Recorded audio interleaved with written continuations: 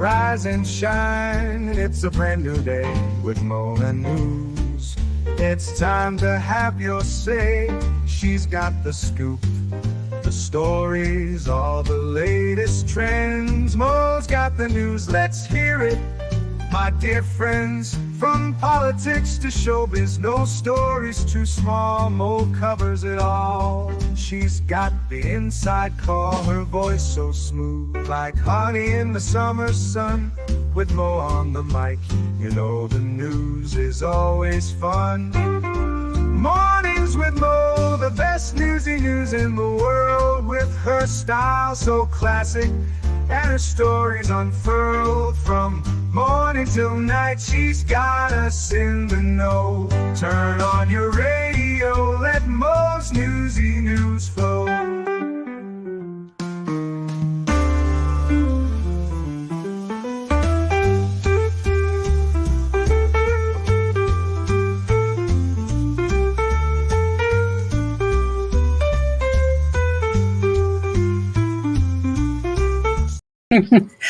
Good morning, everyone. And Nanny Goat, you are right. We do have storms and bad weather on the way for me. Thank you for doing the mod stuff, Wolfram and Flash Fan. I am doing okay today. A little bit tired. I have had to push my walk back. I'm not quitting on it, but oh my gosh, did 4 a.m. seem really too early to be walking this morning, especially since it's the longer 3-mile walk with the intervals today. And, shuffle jogging has never really made me want to bounce out of bed. We have got all the news for you, a bunch of Olympic stuff, a bunch of rapper stuff, because you guys know I am down with what the cool kids are selling. Good morning, Terry D and Audio Coffee. Our first story is a continuation of the Southport story in the UK. Now, I did kind of report and allude to that there was some civil unrest after the announcement of the third child passing away after the stabbing at the Taylor Swift dance class. Well, there was a bit of good old-fashioned, van torching, if you will. 22 cops injured in a clash with protesters near the site of UK stabbing attack that killed 3 girls at a Taylor Swift-themed dance class. Good morning, Pernilla and Terry D and King Bob. Good morning. Nearly 24 police officers were injured when riots erupted outside a mosque in the UK Tuesday, near where 3 young girls were unfortunately unalived during a Taylor Swift themed dance class. Incensed crowds hurled bottles and stones at police officers and even ignited a police van in the melee that was inspired by online rumors that the killer was a Muslim migrant. Now, I will say, good morning, laugh and go. I will say that this information has been unsubstantiated, and from what we know from coming out of the Home Office, at least as far as I have researched, this particular young man, what we do have demographic information about him is that he is from, his parents were immigrated from Rwanda, but he was born in Merseyside. So that's what we know so far. As far as they are claiming that his ties to Islam are not true.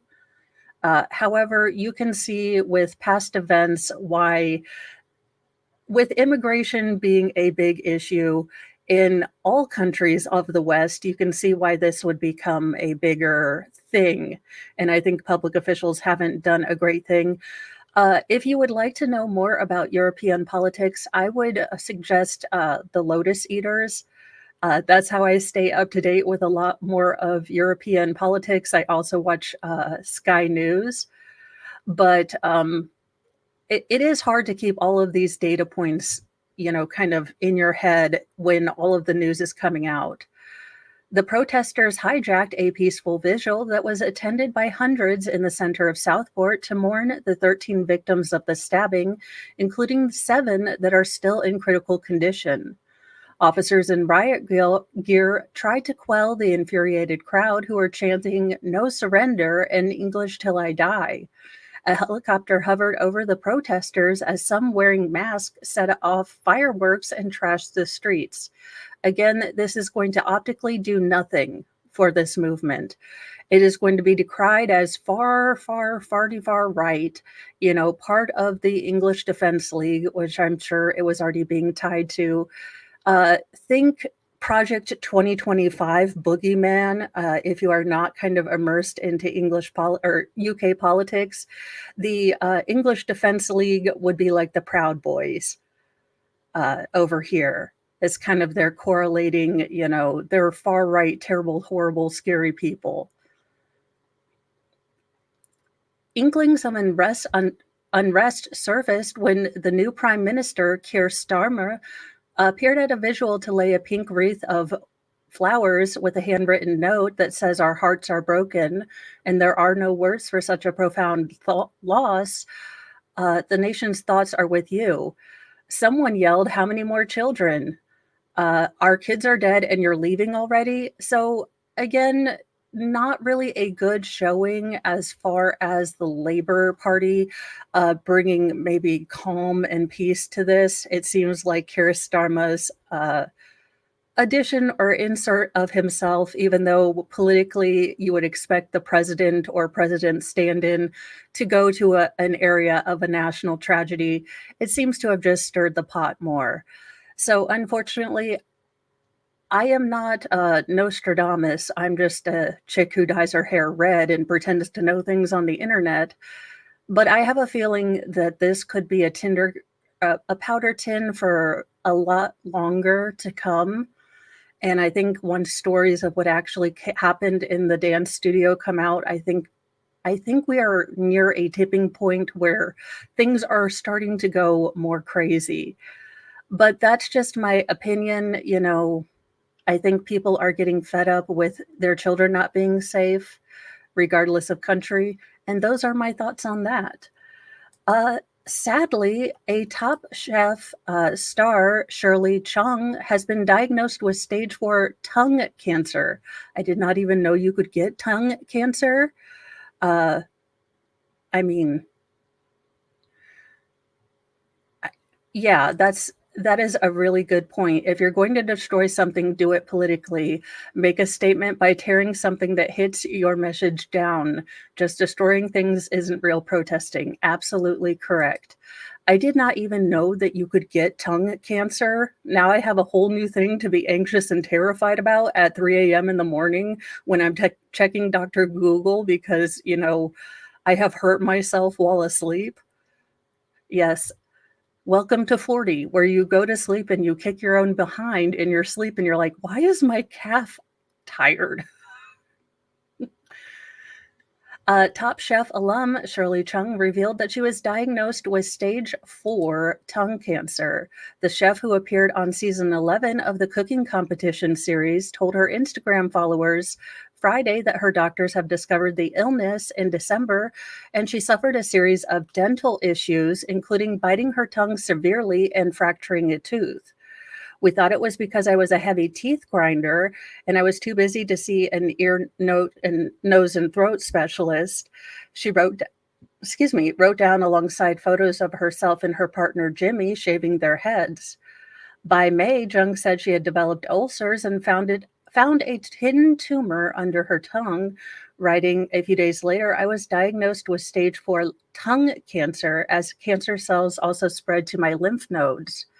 And absolutely, that would be terrifying. I mean, when a cancer does start to metastasize, it can go fairly quickly. So I hope that they are able to get aggressive with it and give her some more quality of life. I was very calm when doctors delivered the news. As a chef, I've always thrived under pressure, she continued. I was extremely focused on getting all the tests and scans as fast as possible so I can start on treatment plans. However, when her doctor called on June 2nd to discuss her treatment options, Jung broke down crying, trying to put thoughts together and ask questions but physically couldn't. All I heard was option 1 surgery, 100% removal of your tongue. Jimmy was holding it together for both of us, asking if we had any other option that I could keep my tongue and survival rates with that. Chung continued, there's another option, which is a unicorn case that came from the University of Chicago. They cured a patient, a chef, with radiation and chemo, but you have to go to Chicago for a higher survival rate. Or keep my tongue. Of course, I chose to keep my tongue, so I'm going to Chicago. I just finished 6 weeks of chemo and I have many more to go. Going to the hospital 4 times a week for injections, it's like a full-time job. In a positive update, the chef informed her followers that her tumor has started shrinking, her speech has improved, and she started to eat more normal food again.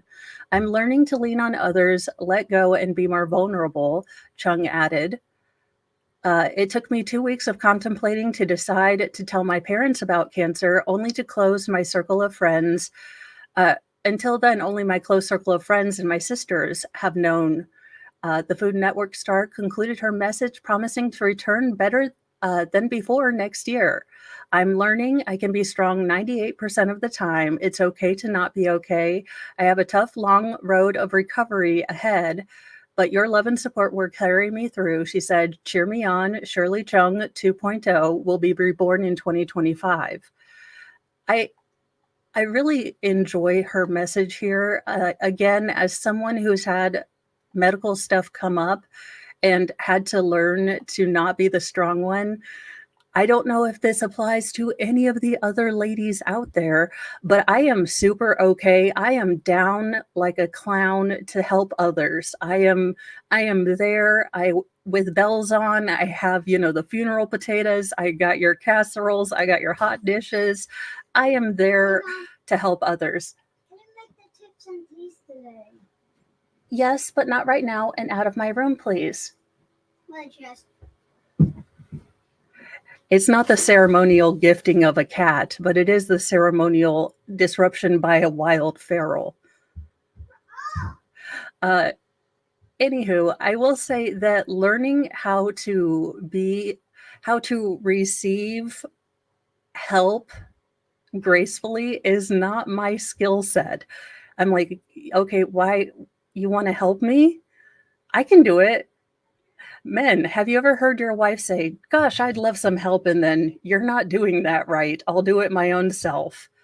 I might be the original I'll do it my own self, because so that is something that I've definitely had to learn, and it is something that I continue to have to practice all the time, because I am not good at it.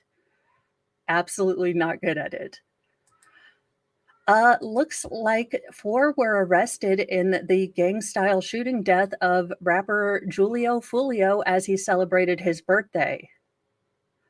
Now you guys know I am I don't know, super versed in rap and rapology, so I know exactly who this gentleman is. 4 suspects were arrested this week in connection with the death of Florida rapper and gang member Julio Fulio, who was killed in what police say was a planned gang-related shooting while celebrating his birthday last month. Sean Gaithright, 18, Alicia Andrews, and Isaiah Chance Jr., both 21, were arrested Saturday in Jacksonville, the Jacksonville Sheriff's Office said. Gaithright was nabbed at a shopping center, and Andrews and Chance were located together at a residence, the arrest records indicate. All 3 are currently being held in Jacksonville as fugitives from justice and will be transferred to the Tampa Police Department to face felony murder charges, the Jacksonville Sheriff's Office said. The 4th suspect, Rashad Murphy, 30, was arrested Tuesday on a local warrant for not having a valid driver's ID. King Bob, I'm pretty sure I'd get in a lot of trouble for that, for many a cultural reason, and the fact that I'm not the Prime Minister of Canada, so I can't pull that off. He surrendered to SWAT teams and cops at an apartment complex following a 10 hours long standoff that required surrounding homes to be evacuated. As of Tuesday afternoon, a fifth suspect, Rashad Murphy's cousin, Davon Murphy, 27, remained at large. All 5 suspects allegedly traveled to Jacksonville, Tampa between June 21st and June 23rd to unalive Fulio, 26, in retaliation for an ongoing gang feud, Tampa Bay Police Department said. The rapper's name, his real name is Charles Jones II, was also known as a member of C Block gang in Jacksonville, authorities noted. I did not know that that was even a club membership I could get. The Six Block gang has a longtime rivalry with other 2 street gangs known as ATK and 2000. Chance is a member of ATK, while Rashad Murphy is a member of 2000 or 1200, and Davion Murphy is a 1200 associate too. I'm just a Sam's Club member. At each location, suspects exited their cars, and Chance used a cell phone. After the cell phone use, a second suspect vehicle showed up, police noted. The 2 vehicles then followed the rapper and his crew to a home 2 suites, where 3 armed shooters got out of the car and began shooting at Julio Fulio's parked vehicles, video shows. The shooters are believed to have been Rashad Murphy, Sean Gaithright, and Davion Murphy. Julio Fulio was killed and 3 others were injured as a result of this incident. Shortly before the shooting, the musician had been celebrating his birthday party with a pool at a nearby B&B. The event, which was posted all over social media, allegedly got too out of control, and the police forced the rapper to leave the property, attorney Louis Fusco said at the time. There is no place you'll be able to hide if you commit a crime in Jacksonville or any other city in the state of Florida, Jacksonville Sheriff T.K. Waters said in a spate of arrests 1 month after the deadly shooting. Andrews and Chance are both expected to be charged with premeditated first-degree murder with a firearm and premeditated first-degree murder with a firearm, according to police reports. Gaithright is facing 2 counts of premeditated murder with a firearm, 3 counts of first-degree attempted premeditated murder with a firearm, and 1 count of tampering with physical evidence. Andrews, Chance, and Gaithright will appear in court on August the 9th. Rashad Murphy is expected to be charged with 1 count of premeditated first-degree murder, 1 count of conspiracy, and 3 counts of attempted murder in the first degree. It is not clear when he would be expected in court. All 5 suspects are facing life in prison, even the ones that didn't pull the trigger, State Attorney Susan Lopez said. And that's generally because of a concept called felony murder. Well, yes. I do like armed scooters and unarmed scooters. But this is a concept called felony murder. So if you are in the process of committing a felony and someone dies, then you can automatically be charged with felony murder because the murder would not have happened unless you were committing that felony. It's clear they had one purpose in coming to Tampa, and that was to unalive Mr. Fulio. Who, like me, had to wear a boot. You know what? I might look up his music. Any guy that has to wear a boot like me, I'm there. Julio Fulio started producing music in 2015, NBC News reported. He released his final album, Resurrection, in April. The ironic joke just writes itself, so I'm not doing it too soon. He noted that he had already survived multiple attempts on his life. The rapper's father, Charles Andrew Jones, was shot dead during an argument in Jacksonville in May 2011. So I do feel terrible for his family to lose a father and then a son. I can't imagine the hole that leaves in your life. I hope that these people get, charged for what they did. It seems like this was So his rap name is Julio Fulio, and then his real name is Charles Andrew Jones II. So I do feel bad for this. I don't understand the reason to, settle beefs. Honest to God, if I were in charge, I'd just make dueling fields. I am so tired of these, street beefs, these protect my honor things happening in the middle of the city and usually getting innocent people. I'm ready to go back to dueling fields. Like, you know what?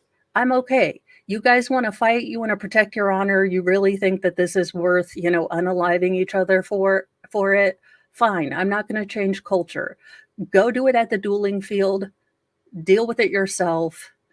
And then, the rest of us, if you do it in the city, you're going to prison for life. I just feel like if we just set up, sanctioned places for violence, I've come to the timeline where I'm believing that might actually work at this point.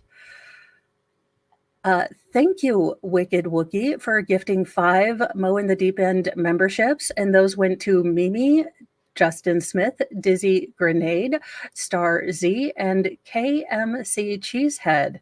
So welcome to the Church of Mo. We have dark chocolate and sarcasm, but no patchouli oil or those plastic recorder instruments. We just don't. So congratulations, you guys, and thank you so much, Wolfram. And apparently America is kicking butt in rugby, which I didn't even know we played, but awesome. Yay us. Spoken like a true non-sporting American. What is curling? Oh, we won it? Well, hells yeah. I'm like, rugby, we won it? Okay, hells yeah. We kick ass at rugby. 2024 Paris Olympics, the US women upset Australia to claim a landmark bronze in rugby sevens, which I'm guessing means you either play to 7 points or you have 7 people on your team. I'm guessing either one. The U.S. women's rugby sevens team has won a landmark bronze medal in the 2024 Paris Olympics. The Americans upset Australia in 14-12 scoring as time ran out. This is the first women's rugby medal for a U.S. rugby team in the Olympics history. It was a tight first half. Both teams tried to score and got a conversion, with their defenses displaying the strength that got them to this bronze medal match in the first place.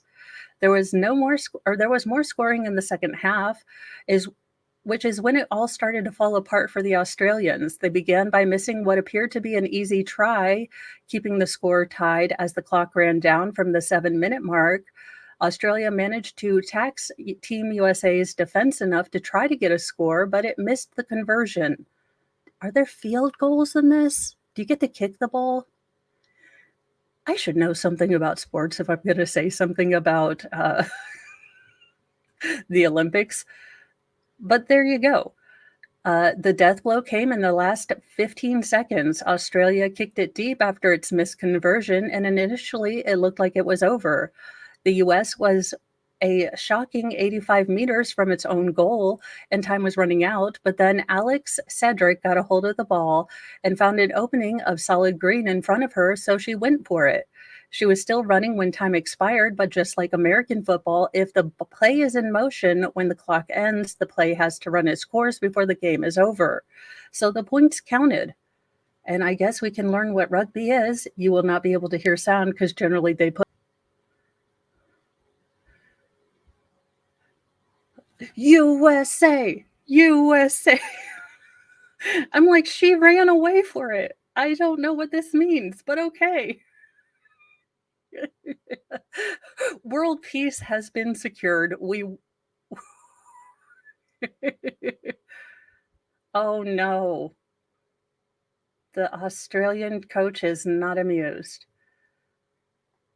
But there you go. So we won in rugby.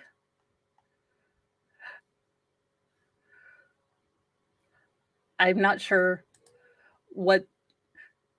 Oh, awesome. My Mini 67. Awesome. So that's like I said, I'm not a sportist. I would love to be good at sports. I do not have that gene. But I am so amazed at the people that dedicate themselves to a sport, to a skill athletically. I am just absolutely amazed at people that can actually like make their body work when it's supposed to. It's always been a superpower I haven't quite figured out. In other news, and this is a story that I think has been going on in the background for a while, Micah Miller's pastor husband has reached a settlement with her family after her self-deletion, though people are still conjecturing about whether that was a self-deletion or not. Now, what is really a crime is this gentleman's shirt. I think we can all agree that that shirt is hideous. The family of Micah Miller has reached a settlement with her pastor husband, John Paul Miller, at ending all legal disputes around her death and calling protesters to stop carrying out demonstrations in front of his church. In a joint press conference outside Horry County Courthouse, North Carolina, on Monday, attorneys for both parties announced the agreement, which settles all pending lawsuits confidentially, including the control of Micah's estate. Instead of any ongoing legal action, both parties say they want to push state lawmakers to adopt coercive control laws in 30-year-old Micah's memory following her self-deletion back in April. Regina Ward, a Conway-based attorney representing Micah's family, has previously pushed for the bill, which would criminalize coercive control, though it stalled a few years ago. This means that John Paul, who leads Solid Rock Church in nearby Myrtle Beach, South Carolina, will not face any civil wrongful death claims as part of the agreement. Micah was found passed away in North Carolina's Lumber River State Park on April 27th from self-deletion, but there again was conjecture. Oh, well, Jill? Actually, Jill, could you also text me or X me or email me your address so I can send out your cross stitch? That reminds me. And this would be Yahoo News's fault because they put North Carolina. So they are wrong. But generally, I am mostly wrong. So it is just a banner day when I can say, no, the copy editors got this wrong. A 911 dispatcher who spoke with her on April 27th said she'd been crying for several minutes before her unfortunate passing. Not long after her passing, her sister, Sierra Francis, filed a petition to become a special administrator of her estate, but the petition was withdrawn on Monday, attorneys said. This is over. This global agreement is Micah's justice. The next step is a legislative goal. We ask only that you remember Micah as the wonderful, beautiful person that she was, said Russell Long, an attorney for John Paul Miller. The settlement also hopes to stop demonstrations in which protesters stood outside Solid Rock Church in a picket line while shouting "Justice for Micah" every Sunday. The Francis family just asked them through their attorney to focus their energy on something else. She asked them to focus their energy toward passing this coercive control act. I would ask they leave churchgoers alone. These poor people are just trying to go to church on Sundays, and they're being harassed and being put in fear. Ward also explained why the family has decided to settle the legal disputes. I know that some of you are going to be disappointed, Ward said. Whether you are involved in litigation of this magnitude and this many things to cover, it could take years to go through a court system. We don't want to talk about Mr. Miller anymore. We want to move forward to the next chapter, and that is getting this coercive control law passed. Ward told reporters Monday, we want to focus on the memory and beauty of Micah and everything she represented for herself and every single person that has ever been in her situation. Micah's family previously urged local police to further investigate her death amid allegations that her husband had laid hands and groomed her from the times she was a teen. Those allegations started with Micah herself after she placed several calls to the police about her husband. One police report includes allegations from Micah that her husband, quote unquote, groomed her from the time she was a teen until their marriage in 2017. Other court filings include Micah saying she had confided in relatives and other congregants that she had hands laid on her by her husband. In an affidavit, her sister Frances said that Micah previously told her if she was ever found not alive, then her husband would be the one responsible. Micah's brother also said that his sister found a tracking device on her car and that her tires had been slashed more than once in the weeks before her death. Long, John Paul's attorney, has rejected all allegations that the pastor had anything to do with his wife's death or that he laid hands on her or groomed her. The Robertson County Sheriff's Office said in a statement that John Paul was not in the state on the day of his wife's death and had been attending an athletic event in Charleston, South Carolina. So I will say that I wonder what is involved in the writing of this coercive control law, because I think that coercive control is very nebulous. And it's not that I want people to be in terrible relationships, but what is coercive control, and what is that going to be spelled out as legally? Because what I am seeing is they are going to write a nebulous bill that can be used for anything from telling your, significant other, hey, we can't afford name brand stuff this week. We're going to have to get on a budget. And is that going to be considered coercive control because you're not going to let me get, regular Spam? I have to get great value luncheon meat. That's my worry about this. When you legislate for a situation and not to fix an actual problem, but you legislate in order to do a virtue signal for whatever it's worth. I think that coercive control is wrong, but I do think that it's going to be very hard to define legally. Now, I'm not a lawyer. I'm sure lawyers have all the smart words and they can narrowly define that. But what I find with most state and upper level legislators is that they don't narrowly define things. So we end up with a law that basically covers, I'm sorry, you can't have luncheon meat. And I feel like that's not going to do any good for the next person. Again, this is my own opinion. I have no idea. While you're at the grocery store, I don't think this is going to affect us, but one person is dead and dozens were sickened after eating roasted eel from a Japanese department store. Is that like getting gas station sushi? Just asking for a friend, like grocery store eel? I don't know.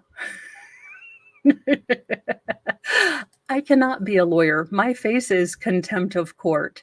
That my face is underlined, bolded, and italicized, just in case the judge is like, "Do you really think that's the dumbest thing you've ever heard? Have you seen my face? This is the dumbest thing anyone has ever heard, Your Honor. I'll get my checkbook out." Let's see. Again, I don't know if this is like the hot dogs that just are on a roller for 800 years and you're not actually sure which, epoch that the hot dog is actually from. I go with usually the Precambrian or Jurassic Park. One person died and nearly 150 others were sickened after eating grilled eel prepared by a restaurant chain and sold to a department store near Tokyo, officials said. Those sickened were pretty much okay, but 2 people required hospitalization. Kayuku department store said 147 customers as of Monday have reported symptoms such as, the bubble guts after eating grilled eel dishes sold in the grocery section of the department store based in Yokohama near Tokyo. between July 24th and 25th. Japan has a tradition of eating roasted eel as a tonic for the heat during the hottest days of summer. Because what's more refreshing than a grilled eel? Not a popsicle, an eel. Must be a cultural thing. A woman in her 90s passed away, unfortunately, after developing symptoms, but her exact cause of death is being further investigated. The Yokohama City Health Center said 2 other people were hospitalized, but the symptoms of the others were milder. The only common denominator among the sickness was that they ate grilled eel sold separately or as part of lunchboxes served with rice prepared by Tokyo-based restaurant chain Nihobashi Isiada, and sold at the department store, the health center said. More than 1,700 servings of grilled eel were sold at the shop. The health center detected Staphylococcus aureus, or staph, which causes, the bubble guts. So there you go. Maybe if you want to cool off, I'm not a fan of watermelon, but give it a shot. I mean, I'm not going to make eels right now. It's a little too hot for me. Not to mention, I don't know that we have eels in America. I'll have to look that up. I've never thought about it. In kind of delayed justice equals no justice, sad story, a Texas man arrested in the 1982 cold case murder of a mother and young daughter passes away before he could be led to trial. Oh, cool. That is awesome. I've always wanted to go to Alaska. I actually want to live there, but I'm trying to slowly convert Mr. Mo to the idea. He's not a fan, but I will get him to go someday, I swear. An Abilene, Texas man who was arrested last year after being linked by DNA to a 1982 cold case has died while out on bond and awaiting trial. Abilene Police Department said on Facebook that 66-year-old, sometimes they have extra pictures, Billy Brown, the suspect in an ongoing cold case murder investigation into the 1982 deaths of then 30-year-old Susanna Flores Brown and her 8-year-old daughter, Francesca Antoinette Martinez, died on July 27, 2024. The Abilene Police Department said on a Facebook page that the 66-year-old had been a suspect. Okay. Now, I already read that.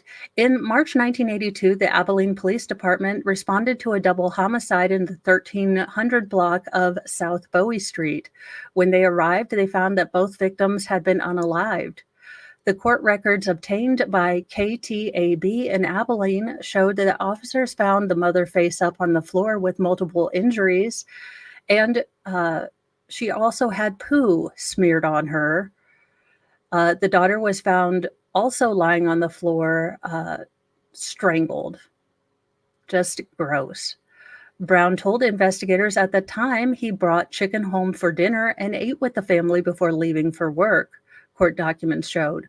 When he returned, Brown reportedly said he found Francesca and Susanna dead. Documents also suggest that Brown did not appear overly upset about finding the mother and daughter passed away and even made jokes.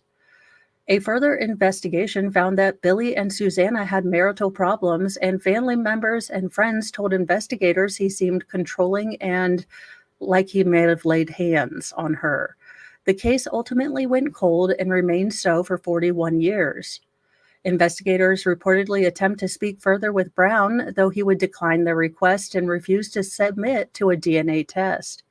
In January last year, investigators found DNA in Susanna's mouth, which investigators believed likely came from Brown. In July 2023, the investigators were able to get a warrant for a swab of Brown's DNA. As they retrieved the sample, he reportedly said, "I think I've just signed my death warrant." He was later arrested on the 2 charges of murder in October 2023 and released on a $200,000 bond.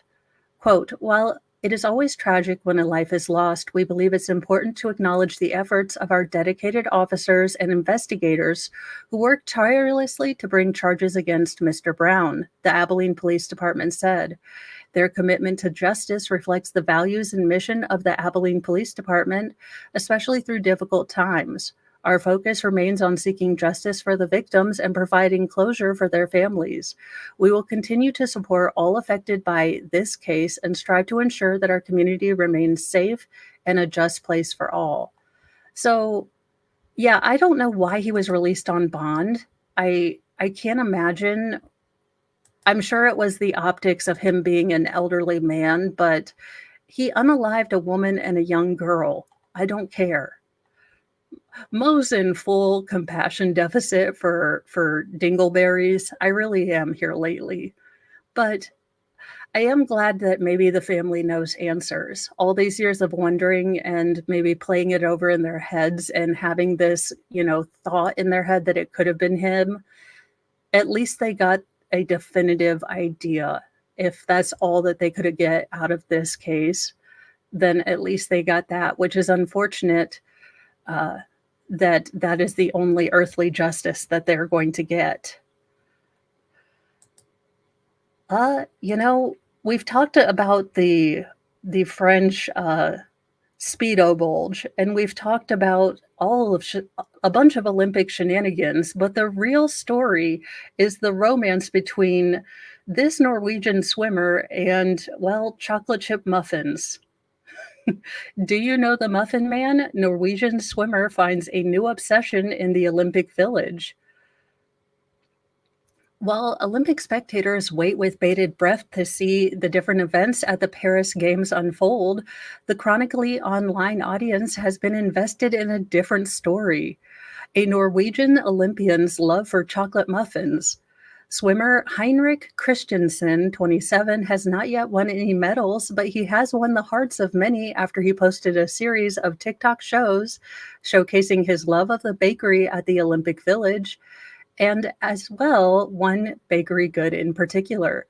He's posted at least 9 videos about the muffins over 5 days, amassing millions of views, beginning with Olympic Village food review, in which he rated the chalky muffin an 11 out of 10.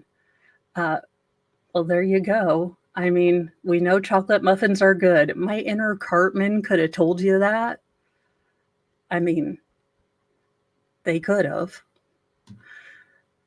It's the single greatest thing about the Olympic Village so far, Christensen wrote in a caption. Then he posted another video that used a popular soundbite from the movie Shrek when the gingerbread man asks, "Do you know the Muffin Man?"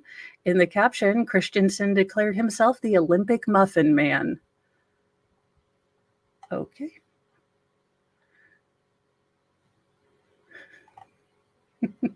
Christensen's dedication to the gooey muffin has captured the attention of millions. Another video got roughly 30,000 views within 20 minutes of him posting it on Tuesday. The comment sections of the videos show he has garnered an entirely new fan base. The only Olympic Village love story that matters, one user wrote on TikTok. Another person wrote, "I'm simply rooting for Norway now because of the Muffin Man, and I'm not upset about it." The obsession managed to cross 2 social media platforms, as users on X were also discussing the Olympic Muffin Man.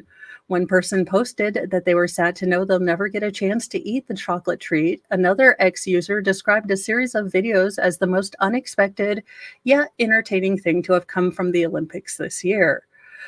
What is the funniest thing to have come out of the Olympics, and why is it that Team Norway athlete, who has now dedicated his entire life to the Olympic Village chocolate muffin, one ex-user wrote. Christensen, who made his Olympics debut in Rio in 2016, is scheduled to compete in the men's 10-kilometer marathon swimming event. Hopefully it's not in the river. Ew. And I am so sorry, Laugh and Go, that sounds terrifying. Sorry, it does sound terrifying. And is he going to be swimming in the river? Because I've heard it is now at safe WHO levels. So the scene is at safe E. coli levels right now.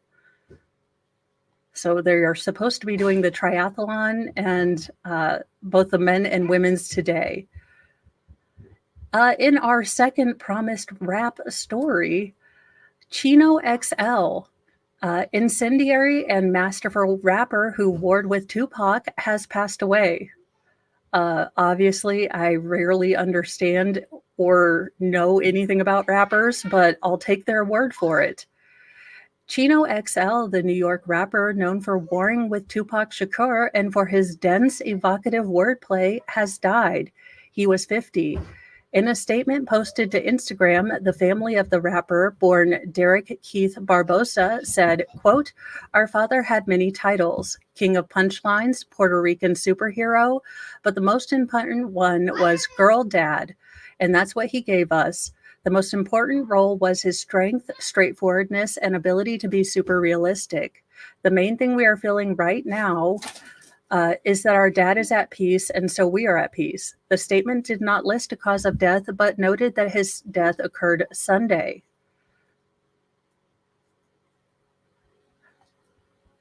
The rapper was born in the Bronx to a family of Puerto Rican descent. He quickly excelled at rapping, signing to Rick Rubin's American Recording at age 16. His debut album, Here to Save You All, was released in 1996 to critical acclaim. The album's best-known single was Riot, which featured the instantly famous line, "I'm trying to get F like Tupac in jail." Well, he doesn't seem like those two need to write letters to each other. It's okay. I'm sure they're both rapping in heaven right now, or in, the Key West, whichever you believe. That lyric allegedly infuriated Tupac Shakur, who then released a track, "Hit 'Em Up," and included Chino XL among those he wished would die slow. Hallmark just doesn't make cards like this, you guys. Oh my God. I need to invent a rap diss greeting card company. Can you imagine opening a lovely card? You've got a nice envelope and it's just Tupac, like, "You ain't crap," and then shut it. This is why Mo cannot have all the ideas. Barbosa released 3 more albums, 2001's I Told You So, 2006 Poison Pen, and his final LP, 2012's Reconstruction, The Black Rosary. That last album was hailed as his best work, featuring the harrowing song Father's Day, talking about taking his cancer-stricken child to the hospital. He recently guested on rap legend Rakeem's new album, God's Network. Along the way, Barbosa volunteered at a youth agriculture or architectural program for disadvantaged kids. "I've been in this planet for several decades, and I've moved in some pretty radical circles, but personally, I can't recall meeting a melanated architect in my entire life," he told Rolling Stone in 2018. "Just for these children to know it's a thing, that's important." He was also an actor, booking roles on Reno 911 and CSI Miami, appearing in the 2003 film Alex and Emma with Kate Hudson and Luke Wilson. Several notable figures in the rap world, including podcaster Joe Budden, lamented his death online. So there you go.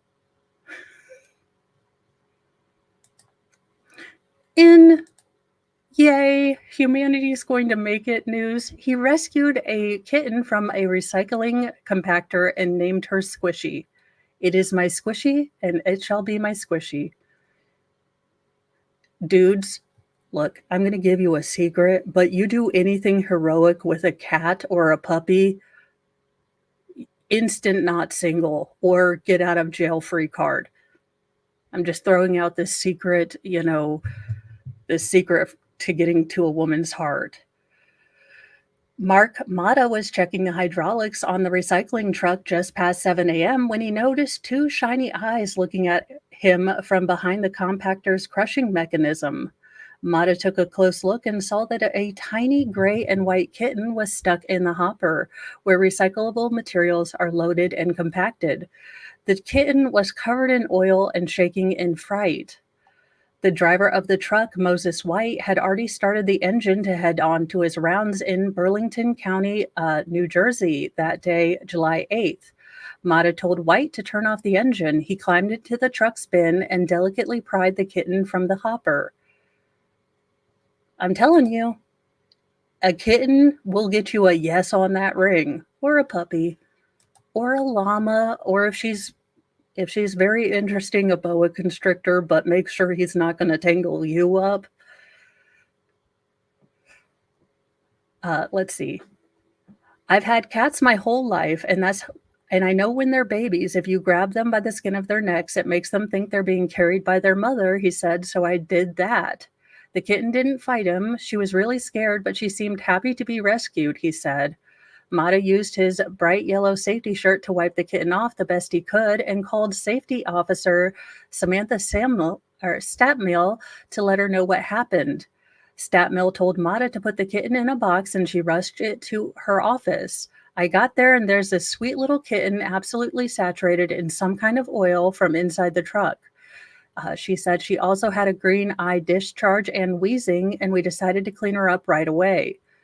They both took the kitten to the Fleet mechanic shop and gave her several baths with Dish Dawn soap to remove the oil. The first bath did nothing, and she needed quite a few, noting that she also cleaned the kitten's eyes with saline solution and gauze.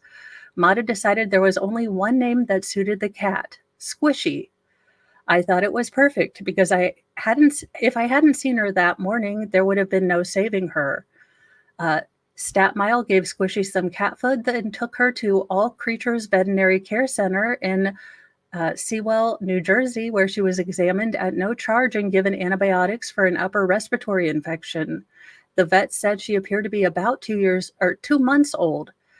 The kitten is otherwise fine, so she contacted Rise Again Animal Rescue in New Jersey, animal foster and adoption nonprofit.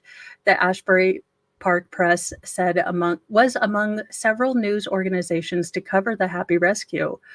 I told them I'd like to foster Squishy until she's old enough to be spayed and vaccinated and put up for adoption, said Statmill, 30, who has fostered cats for 4 years for the animal rescue.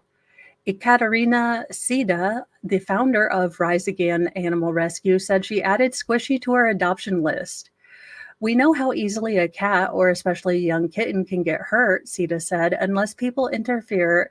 An accidental injury is often a death sentence for a cat on the street. Stamile said her 2 daughters, Arabella, 7, and Aiden, 2, were delighted when she brought Squishy home to introduce her to the family's other cat, Rascal. My kids have always loved fostering cats, and it instills the importance of treating all life kindly and with respect. Squishy is a good fit with the household. She now enjoys romping around with Rascal and playfully jumping on everyone's bare feet when they wiggle their toes. She is now completely oil-free, and when you hold her, she's an absolute cuddle bug. She's becoming more and more social with time. It's not known how Squishy ended up trapped inside the recycling truck, but Stamile speculates she might have been a feral kitten who climbed in after the driver's previous run. Mata said she's just happy that, Stamile could foster Squishy and do that. Thank you for your super chat, Fraud at Wrangler. And yes, it does. I mean, let's be honest. Mr. Mo, how do you think the ceremonial gifting of a cat came in? Actually, that came from the youngest, most feral. And thank you for becoming a member, Laugh and Go. I truly appreciate it. Welcome to the Church of Mo. We have dark chocolate and sarcasm, but no patchouli oil or, recorders, because I have 6 children and I've already been assaulted audibly by recorders enough in my life. Thank you very much. But there you go. At least they named it Squishy and not Stinky, and looks like a cute little kitten guy. And this story unfortunately reminds me that I have to give Dingus a bath because Dingus and Youngest Most Feral, I don't know what they got into. I'm guessing it's a permanent marker because school supplies are coming back. So I have to give the kitten a bath. If I come back for the Sarah Boone dramatic read motion explosion with deep dark, scars on my arms, I was giving the cat a bath. Nothing crazy happened, just cat husbandry afoot. I will see you guys at 1 p.m. I'm getting the hair gel out. It's going to take me a little bit longer to put on the self-martyrdom and the oblivious self-entitlement, but I will be dressing as Sarah Boone, and we will be doing a dramatic read of all of her latest motions, because I'm sure we will all learn something about the law. Because, oh my gosh, this woman being her own lawyer, 2024, I asked you to keep shining on, you crazy, crazy diamond, and you just keep performing above expectations. Not intentionally. Yeah, I think Jedi Jess sent me the motions that she's filed thus far, and I think it's like a gajillion. It's Sarah Boone. I'm sure she'll have written an 85-page thesis about what definitions are. Have a lovely day. I am sending you guys off to Legal Vices. I didn't see a Baker stream put up, but I know that you guys just finished a trial, so he might be taking a day off. So have a lovely day and come back here at 1, and we will be doing the dramatic Sarah Boone read. I have to go get a bunch of hair gel in and work on my wig, but I already have the orange shirt on, so we're good to go. I was thinking ahead. Bye, guys.